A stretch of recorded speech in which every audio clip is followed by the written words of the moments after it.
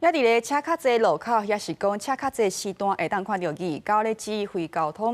毋过呢，伫咧台北市民大道遮有一个驾驶，所以讲不满义交的引导，落车甲义交冤家，两个人甚至是起骹动手，互相要个对方伤害。也因为义交咧指挥交通，这是算是执行公务。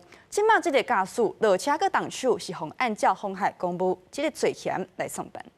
在我面前起头冲突了，你们都不要讲话。警方看到大声喊，当来相拍的两个人。这件冲突发生伫6月底的一个暗时，迄当时是下班的交通尖峰时段。西地二高伫市民大道甲建国南路指挥交通，只是肇事的驾驶经过建国南路路口，拄着号志转弯变红灯。西地二高想要引导伊离路口前方，避免太车想要到双方交通出现问题，变作集体冲突。朱姓驾驶针对协助 交通指挥、疏导与管制等任务的义交人员施以暴力行为，涉犯妨害公务罪嫌，全案移请台北地检署侦办。法界证书指出，义交伫法庭上有警察助理身份协助警方进行交通疏导，也是执行公务有攻击公务员的身份。 国家公权力机关呢，他找民间的人啊等等来帮助他执行一些行政事务。从行政法的角度来看，义交他们也可以算是警察这种管理交通单位的行政助手。他们指挥的时候，如果有遭受这些暴力啊，可以请求我们去做，